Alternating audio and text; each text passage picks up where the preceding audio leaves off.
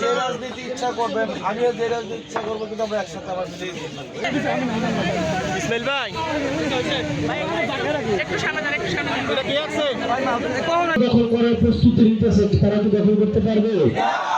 যারা ভোট চুরির প্রস্তুতি নিতেছে তারা কি পারবে? কারণ তার খাম্বা চুরি, তারপরে হচ্ছে আপনার ওই যে না আপনার হচ্ছে দবিদারে এগুলোর ইতিহাস আছে না? ব্যাংক ঋণ খেলাপি এগুলো আছে না? আছে কিনা?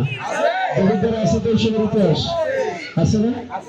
তো যারা দবিদারে ট্রান্সমিটার চুরি করছে একটা সময়ে, মিটার চুরি করছে একটা সময়ে, ট্রান্সমিটার চুরি করছে, যারা ব্যাংকের টাকা চুরি করছে তারা এখন আবার ভোট চুরির প্রস্তুতি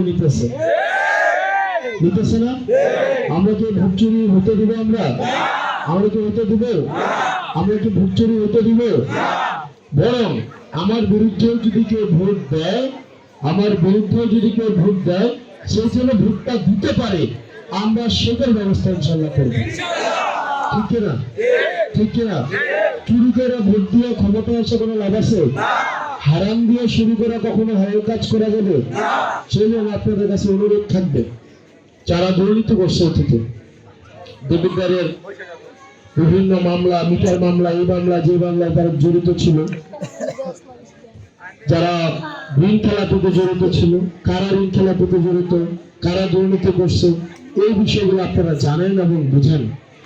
এই বিষয়গুলো সম্পর্কে আপনাদের উপরে ছেড়ে দিলাম।